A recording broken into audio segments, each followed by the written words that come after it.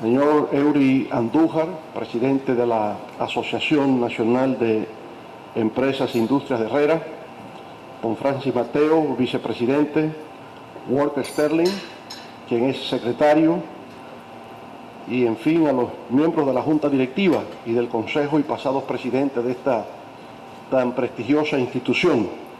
Un saludo también especial a nuestra candidata a la vicepresidencia por la Fuerza del Pueblo, la doctora Ingrid Mendoza,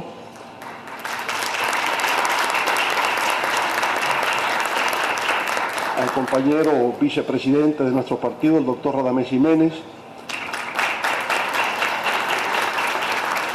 a los miembros de la dirección política de nuestro partido, así como un saludo también afectuoso, especial a los representantes empresariales que se encuentran aquí con nosotros, así como a los distinguidos amigos que nos acompañan.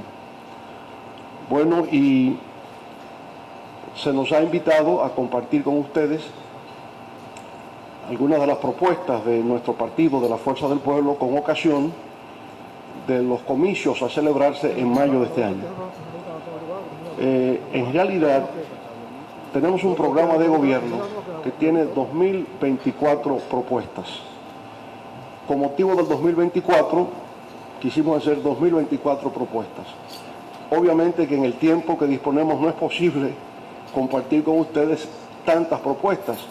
Y formalmente lo que hemos decidido en el partido es para el próximo 16 de este mes, que sería el martes de la semana próxima, hacer una presentación formal de lo que es nuestro programa de gobierno.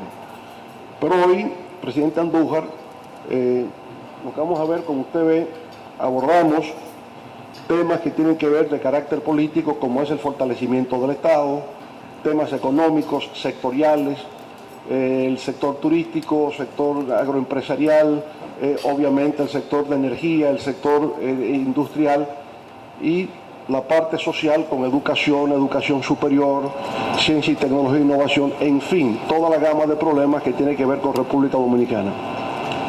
La perspectiva nuestra un poco usted la esbozó en su intervención. Nosotros creemos que República Dominicana se encuentra en una encrucijada. Durante más de medio siglo ha venido evolucionando de una manera impresionante. El país que más ha crecido en términos de Producto Interno Bruto promedio anual. Es un país que sin duda alguna en términos de infraestructuras ha tenido un gran progreso, un notable y reconocido progreso. Pero al mismo tiempo, como usted ha dicho, hay rezagos que tienen que ver con acceso al agua potable, solución definitiva de los problemas de energía, calidad de la educación, calidad de la salud, mejoría en lo que tiene que ver con la seguridad social, problemas de inseguridad ciudadana. A eso le llamamos los temas no resueltos del pasado. Pero conjuntamente con los temas no resueltos del pasado tenemos los desafíos del futuro, que entonces tiene que ver ya con productividad, con tecnología, con el uso de la inteligencia artificial, con el blockchain, con el fintech, todo lo que es ese mundo nuevo, la automatización, la robótica, nos cae juntos. Entonces la República Dominicana se enfrenta a esa dualidad de tener tareas inconclusas del pasado y tener los desafíos del futuro. Y eso es lo que pretendemos en nuestro programa, con estas 2024 propuestas, de alguna manera abordar.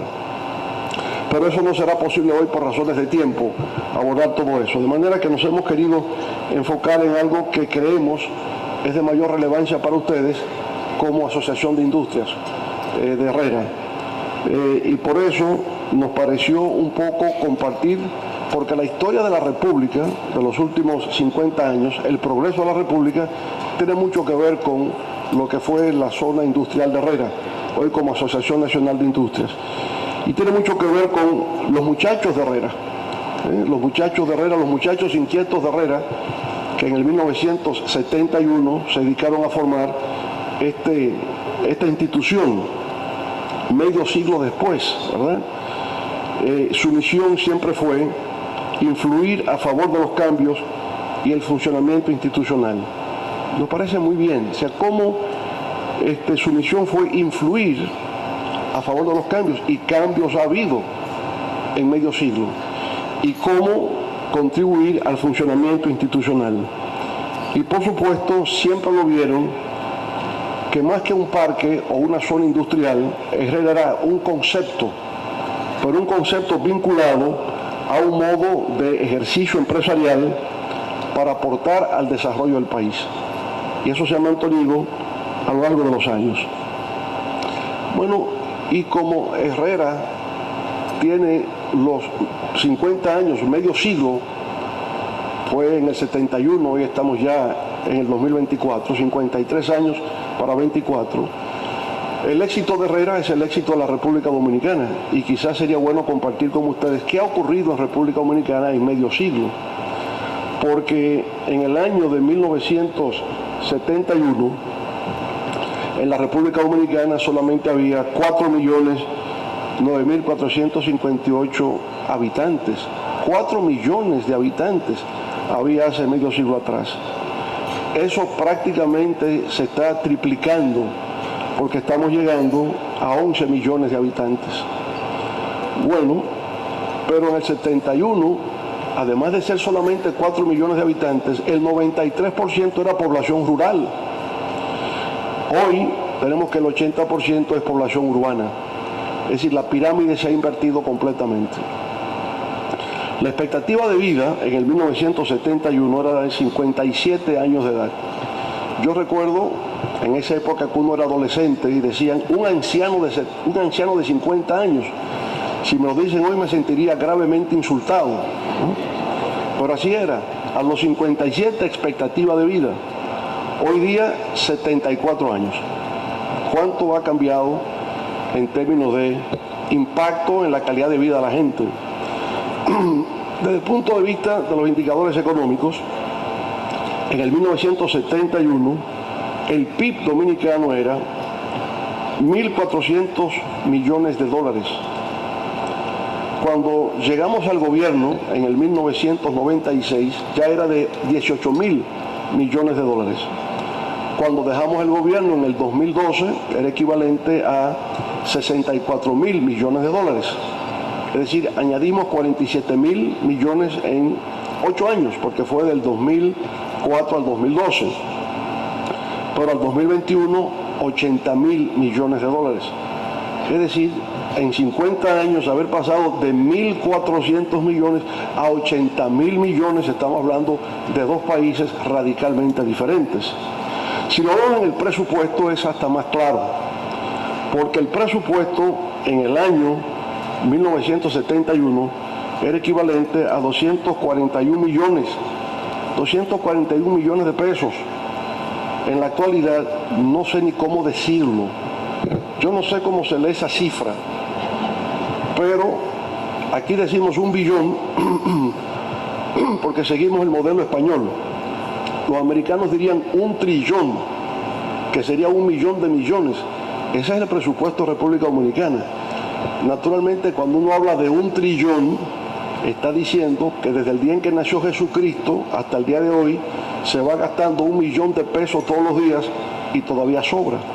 De manera que tener 1 trillón de pesos dominicanos como presupuesto, cuando hace 50 años era tan solo de 241 millones de pesos, yo pienso que se trata de una revolución radical de lo que es la República Dominicana. Ahora, ¿por qué traigo esto a colación? ¿Por qué estos indicadores compartirlos con ustedes? Primero, para sí compartir la idea de que el progreso es posible y de que nosotros hemos logrado un progreso durante 50 años. Factores sociodemográficos, factores o indicadores económicos que tienen impacto social. Ahora, ¿por qué fue posible eso? Porque de una economía agroexportadora tradicional, que dependía de la exportación de azúcar, de café, de cacao, de tabaco, que ha continuado, pero se transformó también en una economía industrial. ¿Y qué resulta? La historia nos enseña que cuando una sociedad se industrializa, hay una explosión demográfica, que mejora la expectativa de vida, pero que al mismo tiempo se urbaniza, y por eso pasamos de ser una sociedad rural a ser una sociedad urbana.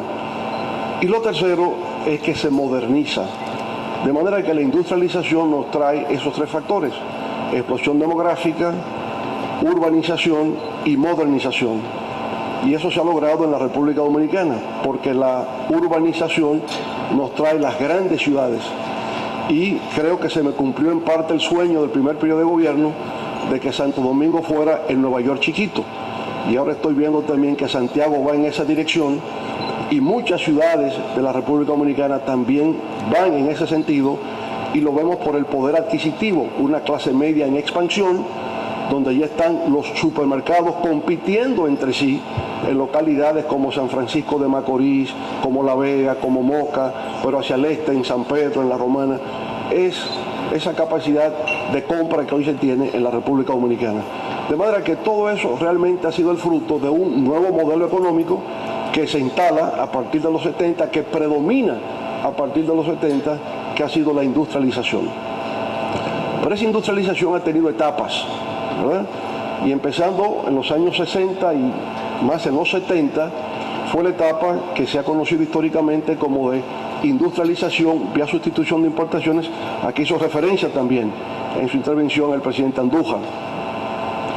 Bueno, no fue una creación de República Dominicana el concepto de industrialización vía sustitución de importaciones. Fue una reflexión acerca de por qué algunos países se desarrollan y progresan y otros no.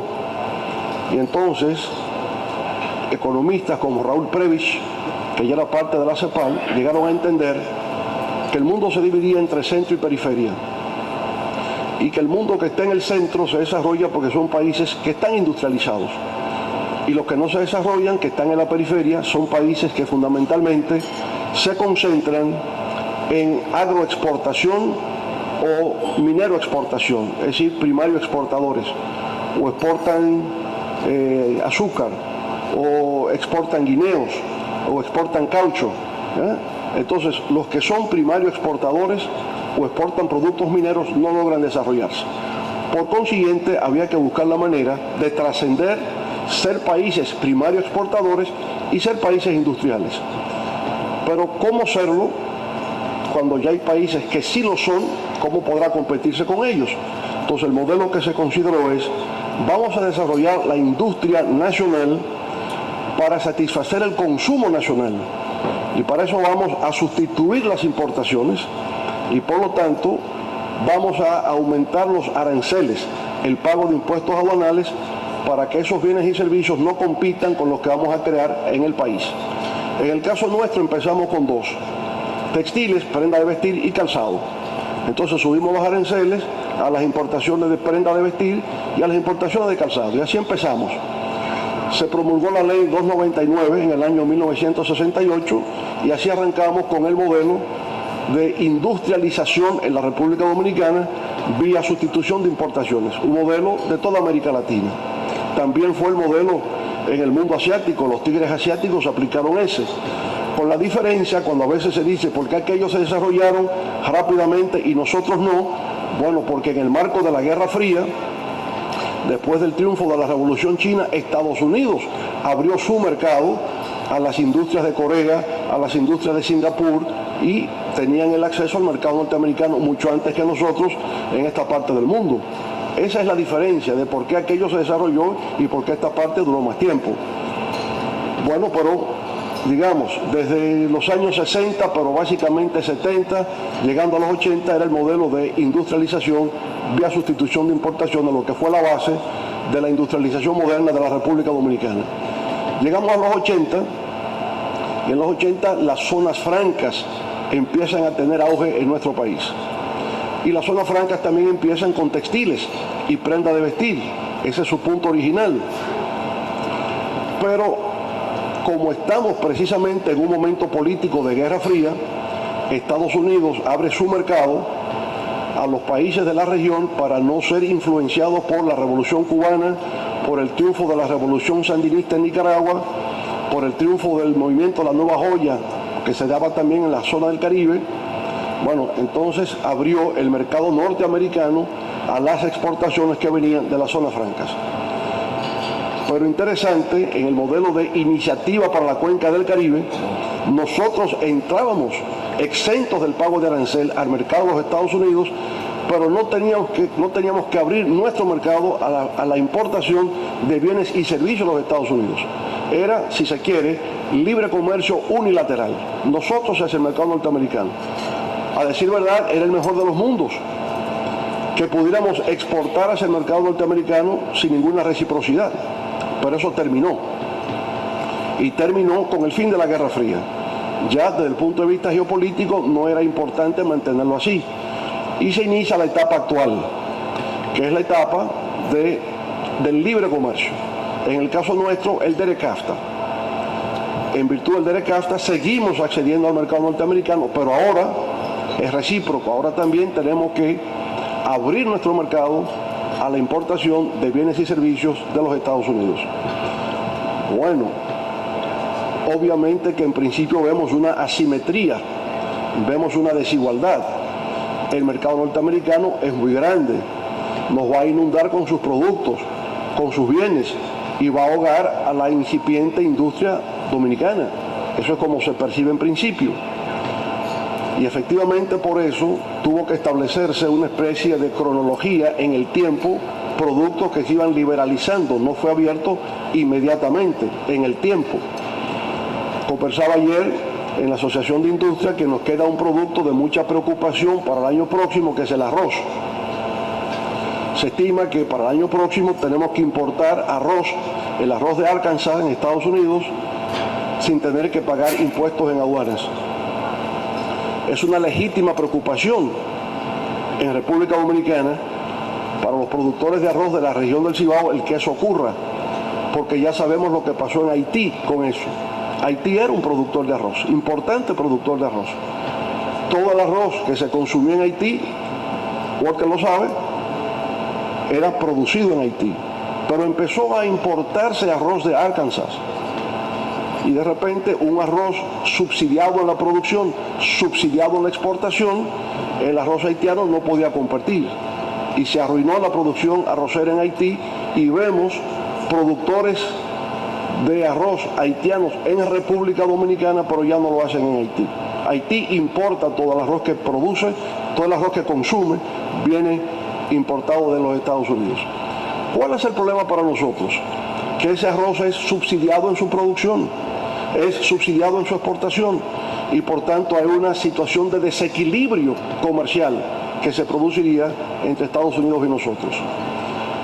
Como el presidente Donald Trump negoció con el Canadá y con México el acuerdo de libre comercio, el NAFTA, estamos confiados que ese solo producto, que no es trascendental para los productores norteamericanos, que no es algo de gran significación o relevancia, pero sí para nosotros, se pueda poner en la agenda de nuestro próximo gobierno para discutirlo a nivel diplomático con las autoridades comerciales de los Estados Unidos y que eso se pueda posponer en el tiempo hasta que tengamos mayores niveles de competitividad y se eliminen los subsidios a la producción y a la exportación, por ejemplo, del arroz en los Estados Unidos. Ahora, cuando se abre el mercado dominicano, en una primera etapa, empezamos a ver los supermercados en la República Dominicana con productos extranjeros, fundamentalmente productos norteamericanos, muchos quesos, ¿verdad? Muchos, yo diría, agroalimentos norteamericanos, y eso generó indudablemente una preocupación. ¿Cómo responder a eso? Estábamos nosotros en el gobierno para aquel entonces, y eso se respondió con una política que llamamos estrategia de competitividad sistémica. ¿Cómo entonces apoyamos al sector industrial nacional para enfrentar esa competencia que venía con las importaciones? Y de esa estrategia de competitividad sistémica entonces fue que nació Proindustria, y de ahí nació el Consejo Nacional de Competitividad, y donde se empiezan a adoptar las políticas nacionales para acompañar al sector industrial nacional y poder mitigar el impacto que tenemos de la competencia de un mercado abierto como empezamos a tener a partir de ahí. Por lo otro, que sigue siendo un gran reto, es la dualidad que existe en el sistema industrial de República Dominicana. Porque por un lado tenemos la manufactura local, y la manufactura local básicamente produce para el mercado local. Y tenemos las zonas francas, y las zonas francas producen para fines de exportación. Pero zonas francas y manufactura local tienen sistemas fiscales distintos. Y como uno está destinado solo al mercado local, obviamente que tiene un mercado mucho más restringido que el que tienen las zonas francas, que a través del CAFTA pueden ir a Estados Unidos exento del pago de arancel, pero con el EPA, que es el Economic Partnership Agreement que se tiene con Europa, también podemos acceder al mercado europeo por vía de empresas de zonas francas. El gran dilema que se nos ofrece a futuro, que es una de las propuestas que tenemos en nuestro programa de gobierno, es la integración entre el modelo de zonas francas y las manufacturas locales, de tal manera que se pueda producir el encadenamiento productivo, ¿verdad?, entre unas y otras empresas locales de manufactura puedan abastecer empresas de zonas francas, y ya habría que buscar la manera en que eso pueda efectivamente realizarse. Bueno, entonces esas son las digamos, distintas etapas por lo que ha transcurrido la industrialización en la República Dominicana. Pero en general diríamos que la industrialización ha sido la base del progreso de la República Dominicana en los últimos 50 años. Ahora bien, quisiera ahora reflexionar con ustedes lo que está ocurriendo en los últimos 4 años y entonces a partir de ahí ver nuestras propuestas y mirar hacia el futuro. Miramos lo que, conforme a datos del Banco Central, tenemos lo que ha sido el crecimiento de la manufactura local del 2020 a 2023.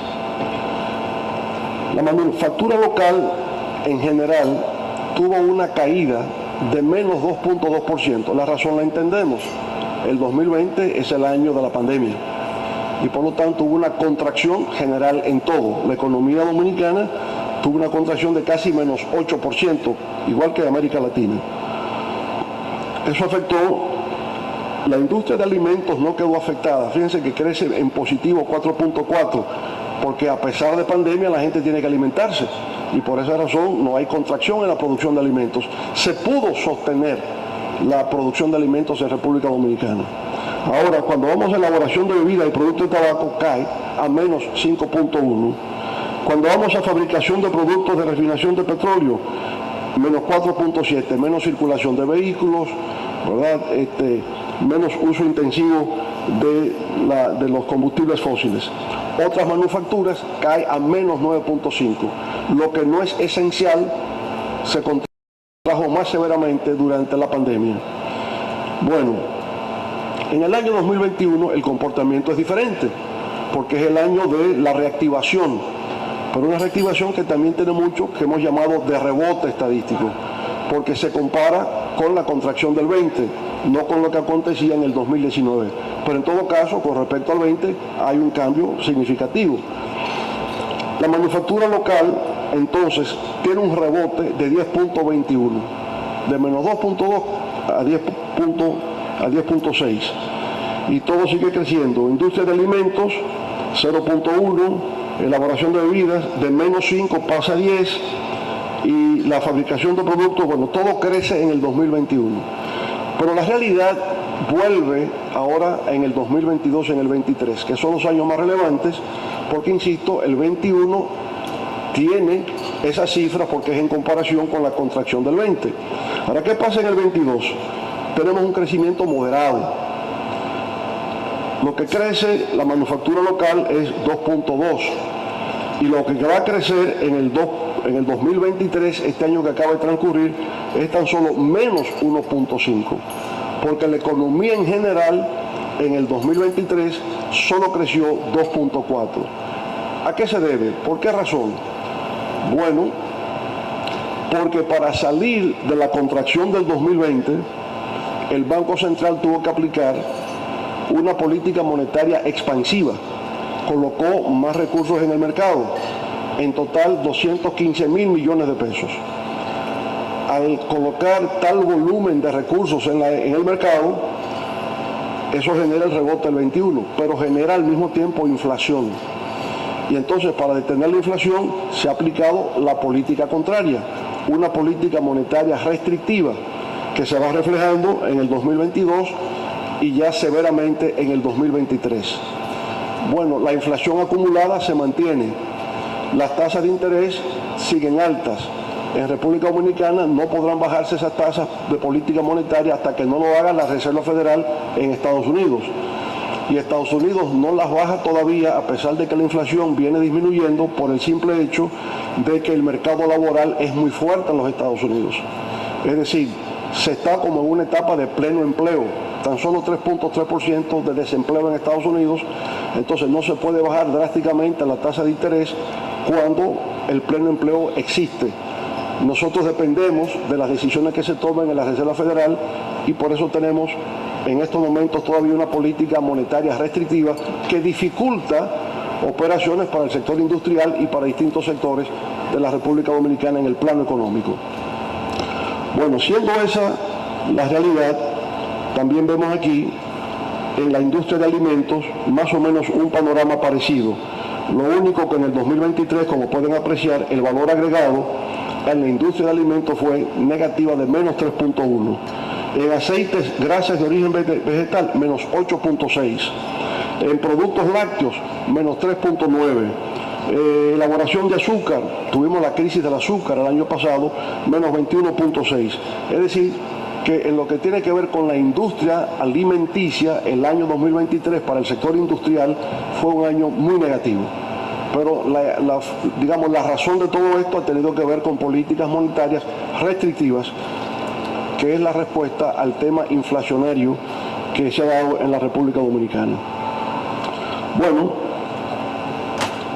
eso es lo que ha ocurrido en lo inmediato, que representa un reto de corto plazo para el sector industrial. Pero ¿cuáles serían retos o desafíos de mediano y largo plazo? Entendemos que primero sería el cómo lograr mayor valor agregado. O sea, la industria nuestra necesita mayor valor agregado. Necesita una integración de la manufactura local con el régimen de zonas francas, competitividad, innovación y productividad.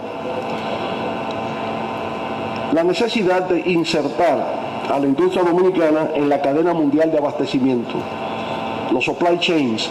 La República Dominicana tiene que insertarse en esas cadenas globales de suministro o de abastecimiento, porque hoy día la capacidad de desarrollo en el plano nacional tiene que ver con capacidad de inserción en el plano global, y todo funciona a través de las cadenas globales de suministro.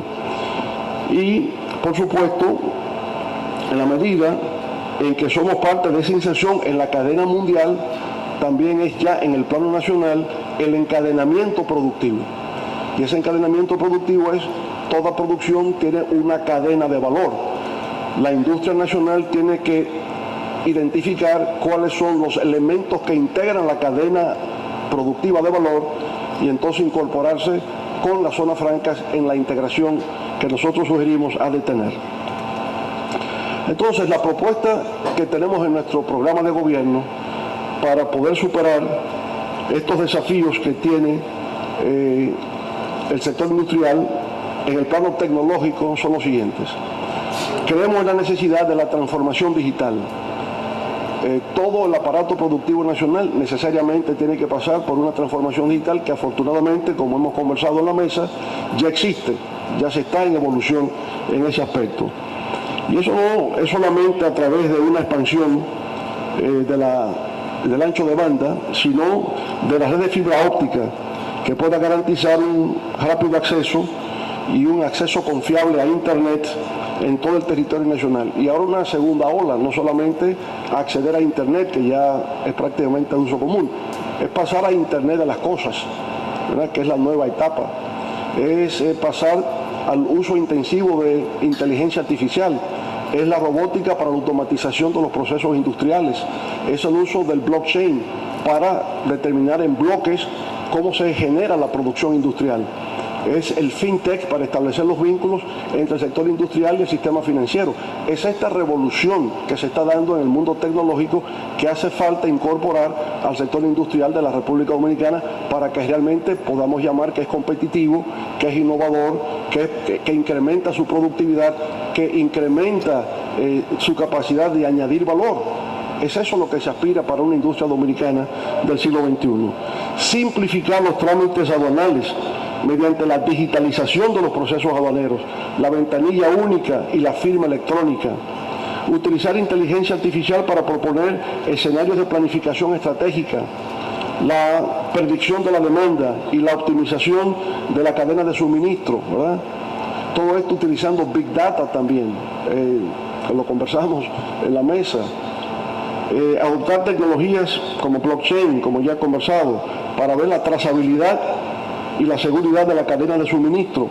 Y algo que tiene que ser enviarse a una alianza entre sector público y sector privado es el I más D más I, inversión más desarrollo más innovación, que desafortunadamente no tenemos en República Dominicana y sin lo cual no es posible acelerar el proceso de desarrollo.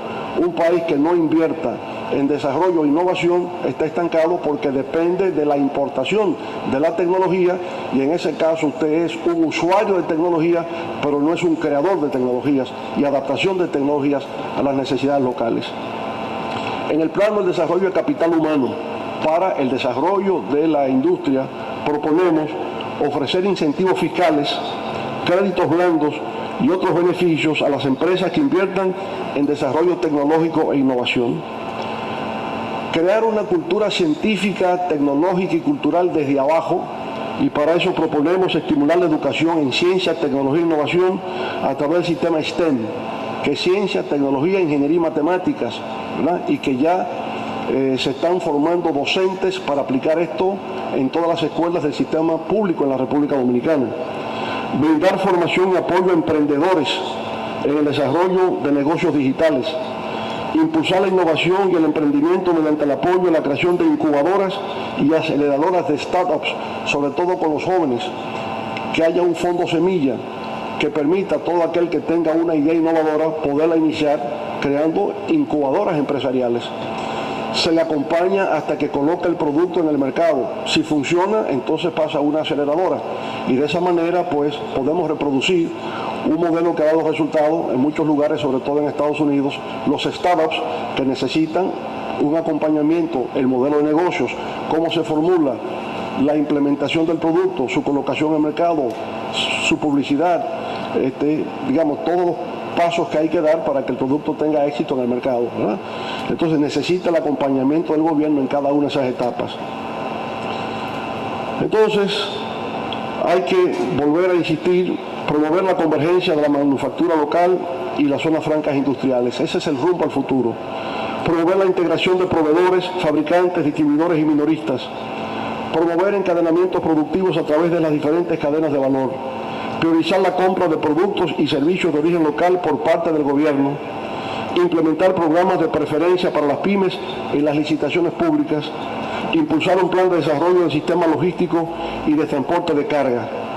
Entonces yo creo que todo eso nos llevará a una nueva etapa de aceleración del progreso en la República Dominicana. Si hemos tenido 50 años de avance, si aplicamos un modelo de tecnología intensiva, capital intensivo, sin descuidar el modelo de trabajo intensivo, es combinando trabajo intensivo con capital intensivo y uso de tecnología en todos los ámbitos, entonces vamos a acelerar el proceso de transformación en la República Dominicana. Eso es lo que nosotros llamamos un nuevo paradigma de transformación productiva en la República Dominicana. Combinar trabajo intensivo con capital intensivo. Pasar de la fase de industrialización clásica a un modelo de sociedad y economía del conocimiento en la República Dominicana. El poder cognitivo como poder de transformación en nuestro país. Y por eso felicitamos, ¿verdad?, a los muchachos de Herrera medio siglo después. Y podemos decir, nosotros, los de entonces, ya no somos los de ahora. Muchas gracias. Buenas tardes.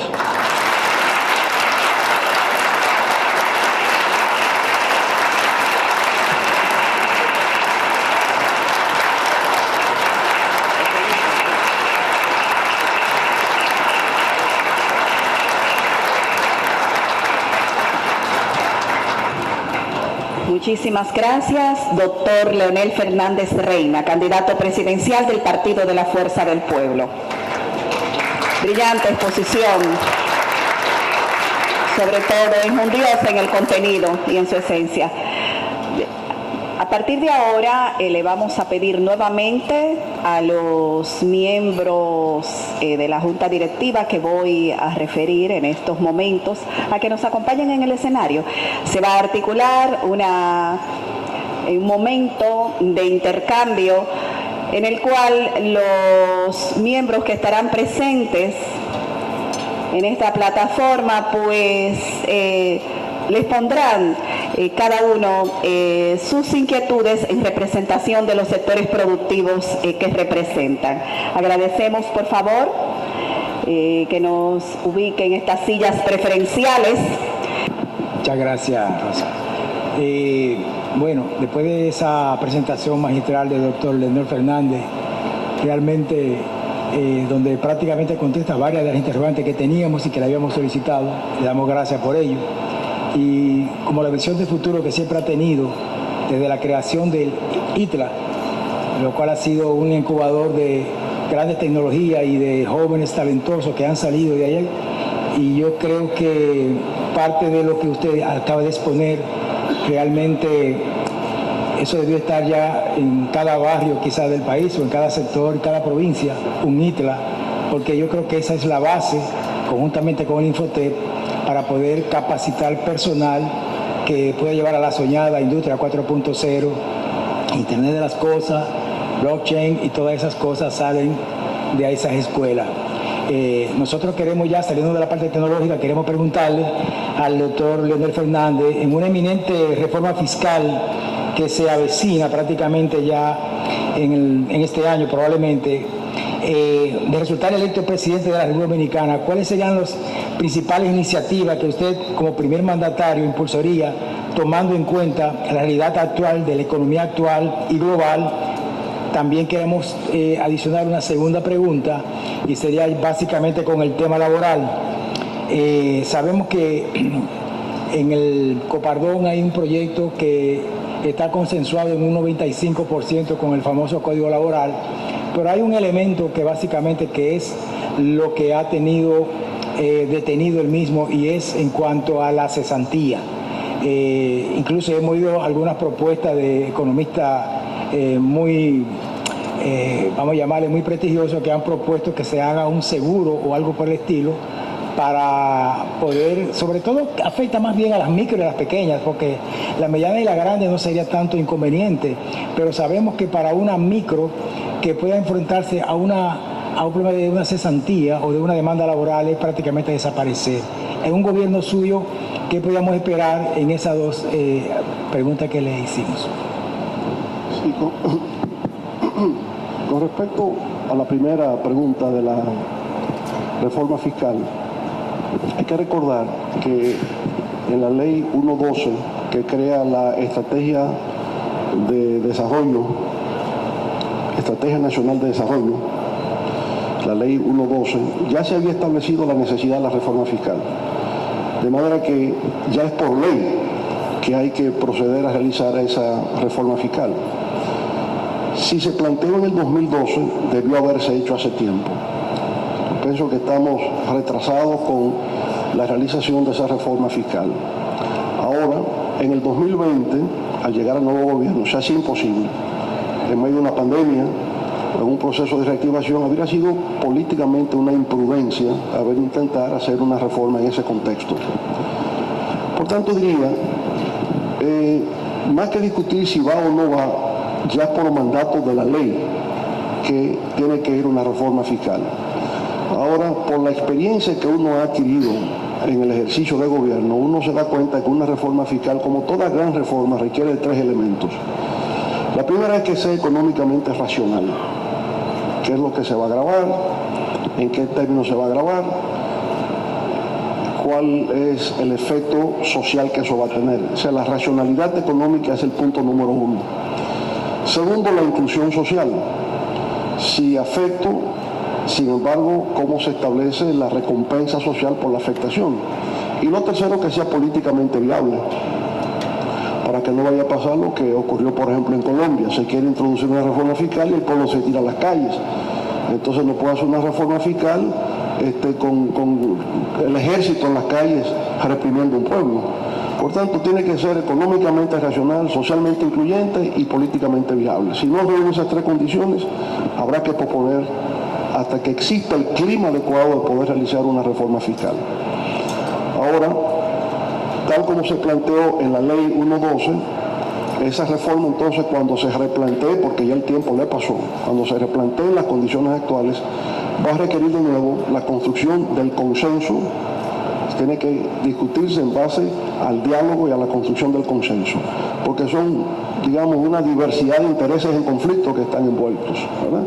Y un país que tiene 53% de informalidad, ya estamos hablando de que solamente el 47% está cotizando, y ese 47% a veces ya siente que va muy forzado, y las empresas plantean que nuevos gravámenes significan afectar la competitividad. Bueno, entonces, ¿cómo vamos a enfrentar el problema?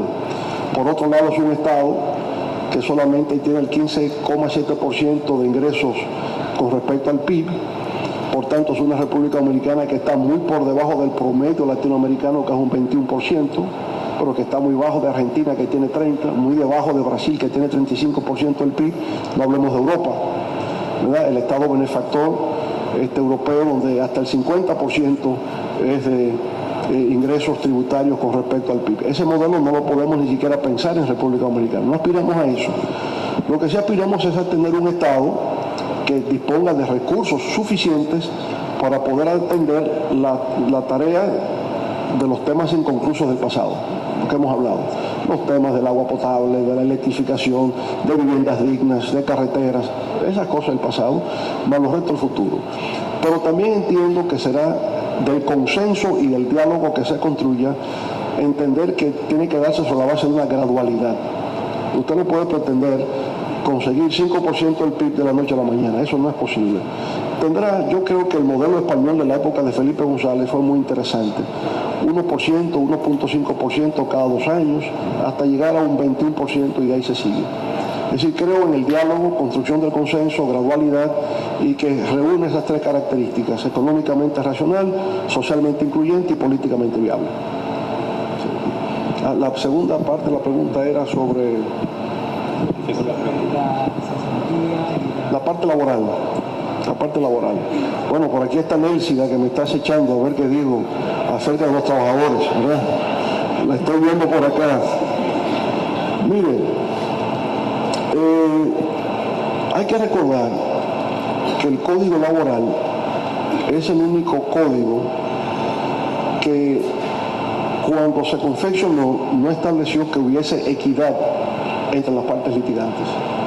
En el Código Civil sí. En el Código Civil hay una relación de equidad entre las partes. En el Código de Comercio hay equidad entre las partes. En el Código Laboral no. El Código Laboral fue diseñado para beneficiar a los trabajadores. Se entendía que el capital tenía preeminencia sobre el trabajo y por lo tanto se quería un código protector de los trabajadores. Hay que partir de la premisa de que toda reforma laboral necesariamente parte de la idea de que es un código protector de los derechos de los trabajadores. Ahora, cuando se habla de las prestaciones de preaviso, cesantía, la cesantía, ¿en qué momento se aplica? Cuando hay un despido injusto del trabajador. Entonces, creo que en el caso de un despido injusto, el trabajador debe disponer del derecho de solicitar lo que sería una indemnización, y esa indemnización justamente son sus prestaciones laborales. Ahora, si el trabajador renuncia de la empresa porque ha decidido renunciar, no le corresponden esas prestaciones, y eso está previsto en la ley. Yo he sentido que lo que más ha preocupado al sector empresarial en materia laboral es la parte procedimental. En el caso del litigio, cuando ya se produce el litigio y hay una sentencia en primer grado, que el plazo de la apelación sean 3 días, cuando normalmente la apelación es de 8 días francos o 10 días. Entonces es como muy rápido el plazo para apelar, y aún apelando en tiempo hábil, la sentencia se ejecuta como quiera. Entonces, ¿para qué voy a apelar si ya la sentencia se ejecutó en primer grado? Es decir, son de las preocupaciones legítimas que habría del mundo empresarial. Así que discutir el tema de las prestaciones, discutir el tema relativo a los procedimientos legales en materia laboral, creo que todo está abierto. Pero hay normas internacionales de la Organización Internacional del Trabajo que República Dominicana ha asumido en esos convenios internacionales, que ya son derechos adquiridos de los trabajadores que no podríamos modificar. Naturalmente, tanto en materia de reforma fiscal como en materia laboral, tenemos que tener un espíritu de equilibrio donde, protegiendo los derechos de los trabajadores y donde, teniendo como necesidad la reforma fiscal, no pongamos en riesgo la competitividad de las empresas. Ese es el criterio. Muchísimas gracias. Doctor Fernández, mi pregunta es técnica, por ende voy a primero ponerlo en el contexto y luego hago la pregunta. Las plataformas colaborativas han transformado el transporte urbano, incluyendo el turismo. El blockchain, como usted mencionó ahorita, tiene el potencial de cambiar por completo el sector financiero. La inteligencia artificial, la integración de digital twins con la realidad virtual están dando la vuelta a la manera que hoy en día hacemos ciencia y producimos bienes y servicios. Estas innovaciones digitales nos recuerdan a diario que estamos viviendo en la nueva economía digital, en la cuarta revolución industrial. Sin embargo, el marco legal dominicano actual sobre tecnología es antigua. Es más bien de protección y no incluye incentivos a la transformación digital. En caso de que usted resulte electo, ¿contemplaría su gobierno una reforma legal sobre los temas de Industria 4.0 y que incluya la participación del sector privado grande y pyme en el desarrollo de una nueva competitividad sistémica, como usted mencionó? Absolutamente. Nosotros no tenemos esa legislación, tenemos la ley sobre firma electrónica, de documentos electrónicos, pero todo lo concerniente al derecho de las nuevas tecnologías es inexistente en la República Dominicana hoy día. Obviamente ya hay modelos en la Unión Europea, en España, ya hay modelos para todos estos casos, derecho del Internet, en el derecho de las telecomunicaciones se incorporan muchos estos factores. Yo solamente no estaría de acuerdo con que nos apresuremos con una legislación sobre el uso de las redes sociales, porque es un derecho en evolución. O sea, en principio la libertad, la regulación de la libertad solamente está sujeta cuando de alguna manera violamos el derecho fundamental del otro, el derecho a la privacidad, el derecho al honor, por ejemplo, ¿verdad? Pero en el caso de incurrirse en una falta en materia de uso de redes sociales, ¿cuál sería el tribunal competente? Pues no lo sabemos, porque como es un delito global, ¿cuál sería el tribunal donde se originó la información o donde afectó la información? Y si afectó en República Dominicana, pero se originó en la India, ¿dónde está el presunto culpable? En la India, ¿cómo lo traemos a República Dominicana para ser procesado? Esos son todavía aspectos legales que escapan a nuestra imaginación de cómo eso va a llevarse a cabo. Por tanto, hay un movimiento de derechos de las tecnologías que está en evolución. Y yo digo, no hay que apresurarse porque el debate está. El debate está en Europa, el debate está en las grandes universidades en Estados Unidos. Hay un movimiento de derechos de las nuevas tecnologías en Stanford, está en NYU, y se llevan a cabo encuentros académicos continuamente, pero todavía nadie se atreve a tener una legislación definitiva porque es algo que está en evolución. Y por lo tanto yo creo que en República Dominicana, si bien debemos legislar sobre comercio electrónico, el e-commerce, debemos tener una ley sobre e-commerce, sí podemos tener una ley en los derechos de Internet, sí ya es posible tener una ley de derechos de Internet, porque ya esa etapa de derecho de Internet se agotó. Ahora viene Internet de las cosas, que es lo nuevo, pero el Internet ya sí se tiene, que es una tecnología que llegó a su clímax. Hay una nueva ola, pero esa llegó. Entonces toda tecnología que ha llegado a su clímax ya se puede legislar sobre ella. La que está, como dicen los americanos, unfolding, ¿no? La que está en evolución todavía, requiere que llegue a su etapa de culminación para poder legislar sobre ella. Ahí te encuentro como candidato, Gracias. Bienvenido el doctor Fernández a este encuentro que tiene la asociación con los candidatos. Mis compañeros ya le han preguntado sobre el sector industrial. Mi pregunta básicamente tiene que ver con un tema nacional de mucho interés para todos. Es la situación con Haití.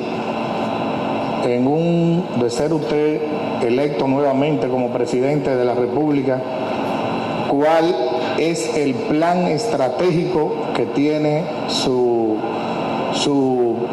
partido para enfrentar la situación con Haití? Hasta ahora, todos los gobiernos han tenido una actitud reactiva. Es decir, aquí se actúa en consecuencia de lo que sucede allá o de lo que se hace allá. Pero hasta ahora aquí no hay una estrategia nacional para tener unas relaciones exteriores con los haitianos. Es toda una preocupación para toda la sociedad dominicana y para nosotros en la Asociación de Empresas e Industrias de Herrera.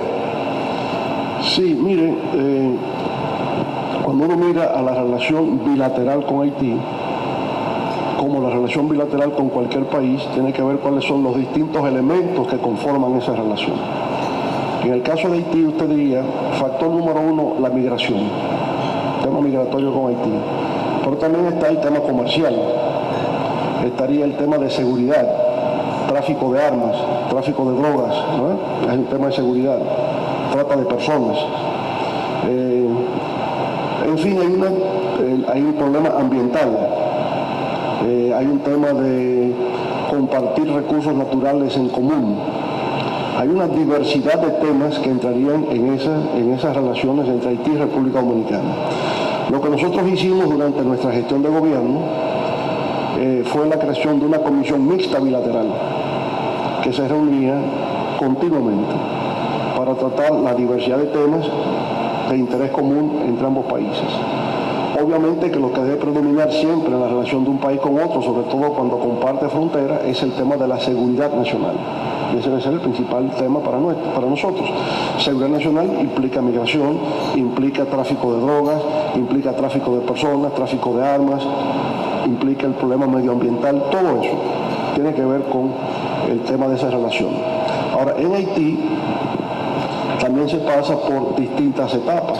Por ejemplo, en mi época, y lo comentábamos en la mesa, yo tuve la fortuna de que fue presidente René Preval, que ha sido el único presidente en la historia moderna de Haití que ha completado 2 periodos constitucionales. Fue electo y completó sus 4 años, electo por segunda vez y completó sus 4 años. De manera que en Haití, durante la época de Preval, hubo una estabilidad política democrática relativa. Eso nos ayudó de poder llevar una buena política de amistad con Haití. Lo que existe ahora es lo contrario. Con el asesinato del presidente Jovenel Moïse, Haití entró en una etapa de inestabilidad política crónica, hasta el punto de que de estado fallido ha pasado de estado colapsado. Hay un vacío de poder total, unas bandas criminales se han apoderado del territorio y se disputan entre sí quién es que gobierna. Bueno, afortunadamente anoche se llegó a un acuerdo en Haití para la conformación de un gobierno provisional, cuya misión sería celebrar elecciones, ya proponen que sea para el año 2026, sería un gobierno de transición. No sé si para el 2026 se estará en condiciones en Haití de poder llevar a cabo esas elecciones, dada la situación del deterioro total que existe en estos momentos, pero por lo menos ya se entiende que hay que avanzar hacia el restablecimiento del orden institucional, que la situación de anarquía y de desorden que actualmente existe es absolutamente inaceptable y al mismo tiempo es inoperante y no puede perdurar en el tiempo sin que la comunidad internacional tenga alguna intervención, porque está claro que Haití por sí solo no podrá, ¿no?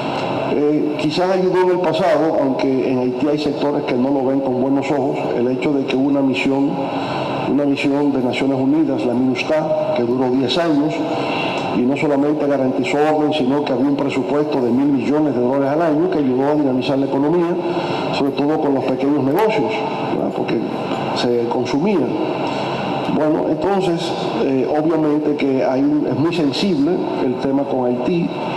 Hay una comunidad internacional que también no entiende esta relación compleja que tiene República Dominicana con Haití, y cuando ejercemos el derecho a la deportación de todo inmigrante ilegal indocumentado que está en la República Dominicana, nos acusan de racistas y nos acusan de violación a los derechos humanos, y van más lejos. Se dice que en República Dominicana practicamos la patria por el hecho de que en nuestra Constitución se plantea que no existe el jus solis, sino que lo que existe es el jus sanguinis. Tiene derecho a la nacionalidad no el que nace en el territorio, sino el que es hijo de padres dominicanos, pero no lo quieren aceptar fuera. Entonces, yo pienso que hay una complejidad en el tema haitiano, pero creo que en la Fuerza del Pueblo tenemos bastante claridad de cómo enfrentar la situación frente a Haití y cómo también enfrentar la situación de la presión que se nos pone desde fuera para que no ejerzamos nuestro derecho de soberanía de llevar a cabo lo que son políticas públicas de defensa del interés nacional de República Dominicana. En el largo plazo creemos que lo que realmente va a permitir a Haití salir de su crisis actual es, primero, poder lograr una estabilidad política democrática. El gran éxito de República Dominicana durante los últimos 50 años es que entendimos que el poder político no se alcanza ni con golpes de Estado militares de derecha ni con guerrilla de izquierda, sino que se conquista con el corazón y el alma del pueblo dominicano ejercido en las urnas. Eso es lo primero que se requiere, que haya estabilidad política. ¿Qué pasa en Haití? Que hay una inestabilidad política. Luego, lo segundo es el tema del desarrollo económico y social. Y en el desarrollo económico y social, República Dominicana puede jugar un rol, donde incluso hay un beneficio al sector empresarial dominicano, pero un gran beneficio para Haití, con inversiones. Nosotros, por ejemplo, ¿qué es un gran logro de República Dominicana? Sus infraestructuras. O sea, nosotros tenemos carreteras, tenemos puentes, tenemos acueductos, tenemos electrificación, construimos viviendas. En Haití hay una carencia de todo eso. La industria de la construcción de República Dominicana, perfectamente aliada, asociada con una industria de la construcción que nazca en Haití, puede hacer grandes transformaciones. Financiación del Banco Mundial, financiación del BID, de la Unión Europea, puede transformar a Haití en los próximos 30, 40 años, porque también hay que ver las cosas en el tiempo. Eso no va a ocurrir en un periodo de gobierno ni en dos, en el mediano y largo plazo. Así es como va a ocurrir, pero en algún momento tiene que empezar. Si nosotros hemos planteado la integración de manufactura local con zonas francas, pero en zonas francas, ¿qué hemos ido inicialmente? Prendas de vestir, textiles, pero queremos ir a alta tecnología. Esa es la meta nuestra, el Silicon Valley del Caribe. Bueno, pero nosotros podemos ir compartiendo, como de hecho ya ocurre, parte de esas empresas de menor valor agregado a Haití, que necesitan empleo. Y nosotros vamos moviéndonos a empresas con mayor valor agregado, porque ahí es donde vamos avanzando. Entonces, usted desarrolla la isla completamente. Y cuando Haití tenga un nivel de desarrollo y estabilidad política, los haitianos no van a estar presionando para venir masivamente en forma ilegal a la República Dominicana. Porque al final el ser humano necesita dos cosas. Primero, libertad, seguridad, y necesita progreso. Y usted lo quiere encontrar en su lugar de origen, pero si no lo encuentra en su lugar de origen, hasta arriesga su vida tirándose al mar, sabiendo que hay tiburones, porque ya es la desesperación, la angustia que lo lleva a eso. Entonces yo creo que nosotros, por razones humanitarias y hasta por razones egocéntricas de desarrollo de República Dominicana, tenemos que ver en Haití, en este aspecto, un país con el que podemos hacer causa común para la democracia, la libertad, el desarrollo y la prosperidad. Muchísimas gracias, doctor Leonel Fernández. Esperamos que haya satisfecho con sus ilustrativas explicaciones las inquietudes, con su anuencia, con su beneplácito, que nos permitiera, porque dentro de tantas, pues es una muy actual y nos parece valiosísimo conocer su parecer en ese sentido. Se trata de ganar las elecciones el próximo 16 de mayo. Su gobierno trataría de seguir fomentando las energías renovables ¿qué adoptaría, qué medidas podría aplicar en materia de los incentivos? ¿Seguirían ejecutándose o ha contemplado regularlos de alguna forma?